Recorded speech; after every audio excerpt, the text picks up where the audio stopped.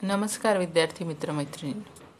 बघा, आपल्या पहिलीच्या EVS या विषयामध्ये आपण सध्या रोजच प्रत्येक धड्यावरील स्वाध्याय सोडवून घेत आहोत. आज आपण धडा 9 लिव्हिंग इन अ फॅमिली म्हणजेच कुटुंबामध्ये राहणे. फॅमिली म्हणजे कुटुंब. हा धडा जो आहे या धड्यामध्ये तुम्हाला स्मॉल फॅमिलीज, जॉईंट फॅमिली याविषयी सांगितले.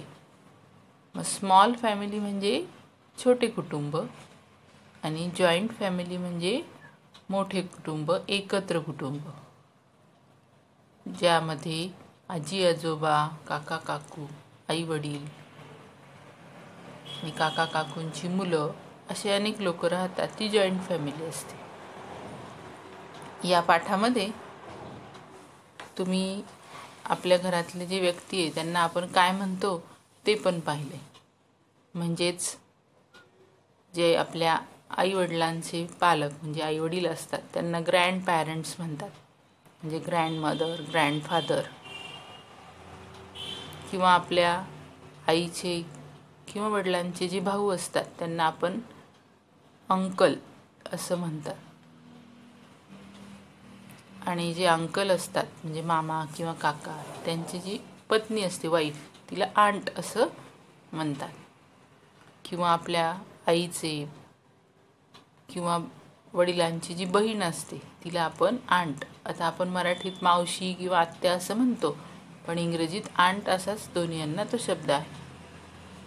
आणि आपले जे कझिन्स म्हणजे कोण, की जे आपल्या अंकल किंवा आंट यांची जी मुलं असतात त्यांना आपण कझिन असे म्हणतो. हे या धड्यामध्ये पाहिलं. आता इथे ही क्लासरूम ॲक्टिव्हिटी आहे. मग त्यात तुम्हाला कसं लिहायचं आहे बघा. माय नेम इज, तिथे ब्लँक आहे, तिथे तुम्ही तुमचं नाव लिहायचं आहे.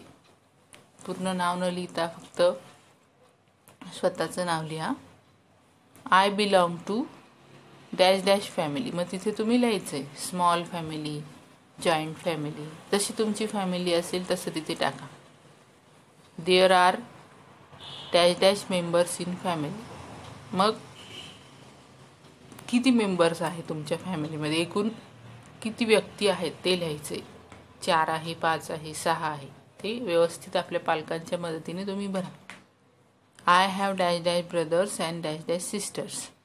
मग जर तुमचं एकत्र कुटुंब असेल तर तुम्ही तिथे लिहू शकतात की तुम्हाला I have dash dash brothers म्हणजे किती भाऊ आहेत, अँड सिस्टर्स म्हणजे किती बहिणी आहेत.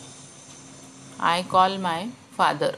आय कॉल माय फादर म्हणजे मी माझ्या वडिलांना, आता काही जण पप्पा म्हणतात, काही आप्पा म्हणतात, अण्णा म्हणतात, तर तसं तुम्ही आपल्या वडिलांना काय म्हणता ते तिथे लिहायचे.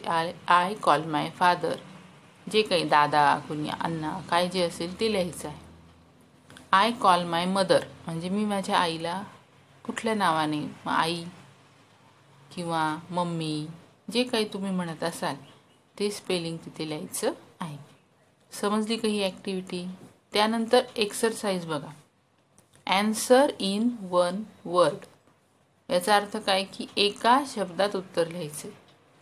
Is your neighbouring family a small or a joint family.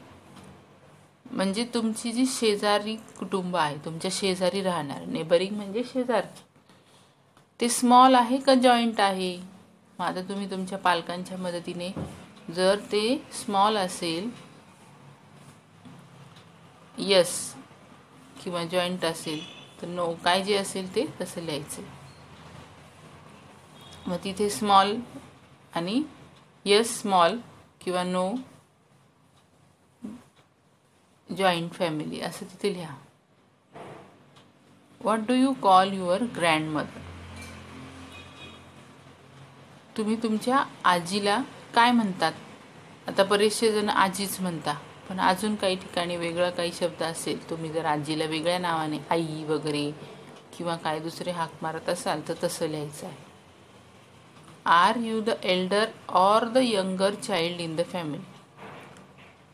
याचा अर्थ काय की तुम्ही कुटुंबातले एल्डर म्हणजे काय, मोठा भाऊ बहीण, मोठे आहात का यंगर म्हणजे छोटे आहात. म्हणजे तुमच्यापेक्षा मोठे भाऊ बहीण असतील तर तुम्ही यंगर आहात. म्हणजे लहान सगळ्यात, आणि एल्डर म्हणजे तुम्ही मोठे आणि मग तुमच्यापेक्षा लहान तुमचे भाऊ बहीण कुणी. मग जर एल्डर असाल तर एल्डर लिहा, यंगर असाल तर यंगर लिहा.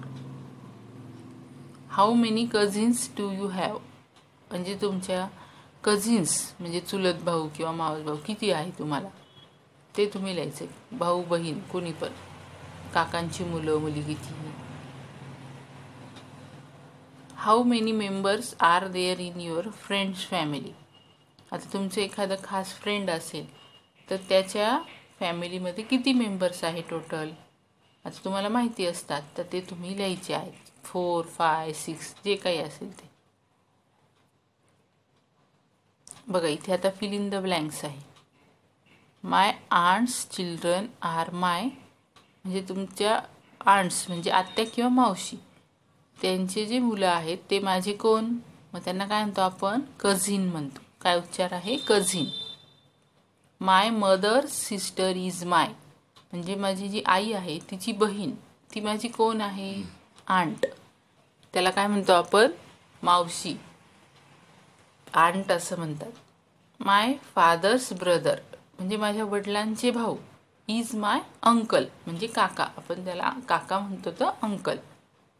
माय मदर्स पॅरेंट्स आर माय, म्हणजे तुमची आई जी आहे त्या आईचे पॅरेंट्स म्हणजे आई वडील, त्यांना आपण काय म्हणतो, आजी आजोबा म्हणतो, आणि असं त्यांना ग्रँड पॅरेंट्स असं त्यांना आपण म्हणतो.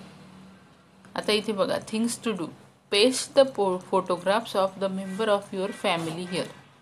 तिथे वेगळे वेगळे नावं दिलेले, father, mother, uncle, aunt, brother, sister, cousin, grandmother, grandfather. मग इथे तुम्ही त्यांचे छोटे छोटे फोटो चिकटवायचे आहे आणि हा फॅमिली ट्री तयार करायचा आहे. समजलं का सगळ्यांना. तर ही सर्व एक्सरसाइज पुस्तकामध्ये तुम्ही व्यवस्थित पद्धतीने सॉल्व करा.